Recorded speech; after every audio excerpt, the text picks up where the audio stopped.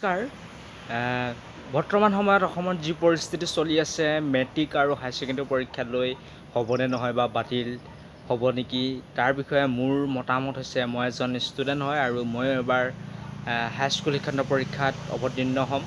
আৰু বৰ্তমান সময়ত যি পৰিস্থিতিৰ সৃষ্টি হৈছে, সদায় যি নতুন এটা আপডেট ওলাই আহি আছে যে পৰীক্ষাটো 4টা বিষয়ত হ'ব বা 25 মাৰ্কৰ হ'ব, লগতে বহু আগবেলা বা পিছবেলা হ'ব, ল'ৰাৰ আগবেলা ছোৱালীৰ পিছবেলা, এনেকুৱা ধৰণৰ যি খবৰ আহি আছে। আৰু তেওঁলোকে বৰ্তমান সময়লৈকে কোনো ধৰণৰ তাৰিখ ঘোষণা কৰা নাই আৰু তেওঁলোকে যাতে এনেকুৱা কামবোৰ নকৰে আৰু অতি সোনকালে মোৰ মতে এক্সামটো কেঞ্চেল কৰি দিব লাগে।